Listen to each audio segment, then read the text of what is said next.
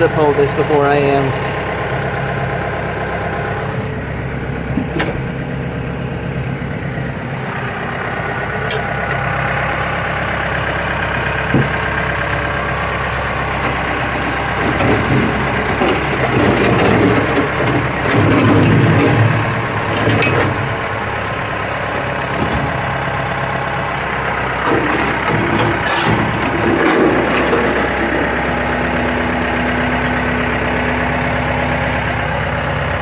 So, that's the beginning of our next pile of sticks, and I'll go down into the yard because I can't really drive her with one hand.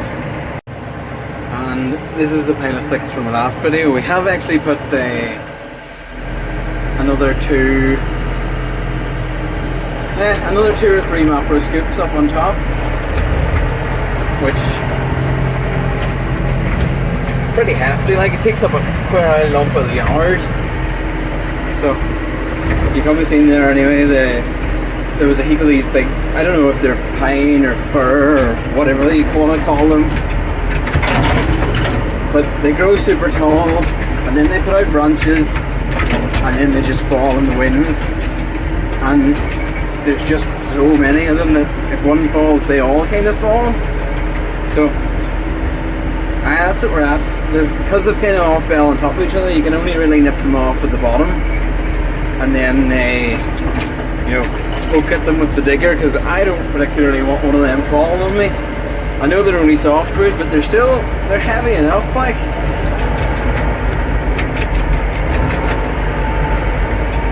And as for driving this year go one hand, the steering wheel's sprung, so if I let go, she goes straight, and you push that forward to go forward, so you can't really move forward and steer with one hand, which is fine. Like, I shouldn't really be recording and driving anyway, but I'm not exactly going very fast.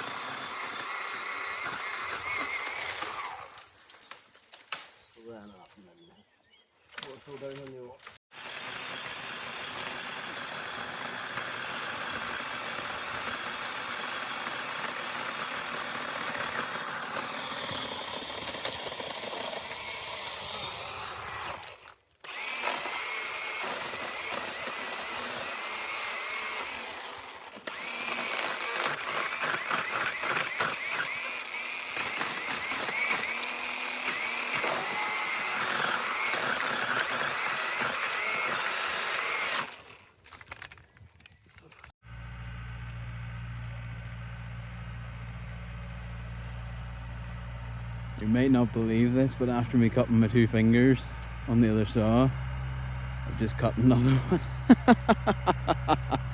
And they haven't quite healed, and now I've nicked. And well, oh no, I'll not show you because it's YouTube, but it went through the nail. Through the top of the nail in, like, up here, you know. Shocking. Wouldn't mind, but that saw wasn't even going. I'll take you over. So it was actually, yeah, this is going to be really hard to explain to people, but it was this pole saw. There was a bit of stick stuck in here. I was pulling on it, but it was covered in sap, and my finger slipped, and it just like, the trigger was down here. How on earth would you possibly cut yourself with her? Oh dear. So we've all the trees that fell down now, either in piles of branches or in the yard, taking up space. We've cut a couple of strainers. I don't know if I showed or not, but I'll show them again anyway, maybe whenever I'm going in, if I remember. So there's just a couple of logs down now that just need to come. They're actually, that one there's probably maybe 40-50 foot long, so they're pretty hefty. The digger's there if we want to lift one out, but not too bad, but getting there, and then a heap of ditching to do because that used to be a barbed wire fence.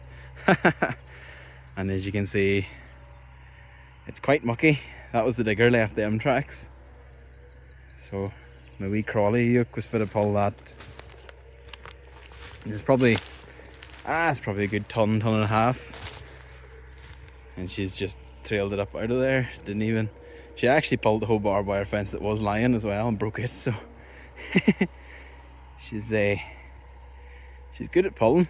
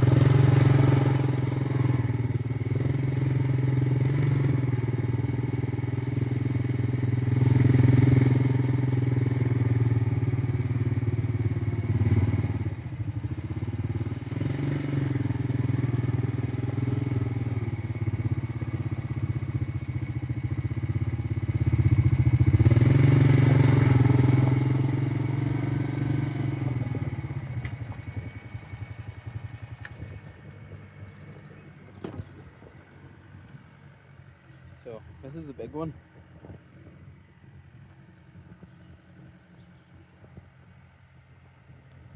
She is a brute. Weed all's fit for them now. Aye. So that's those ones there. And then one other night we actually brought out the big long measuring tape, and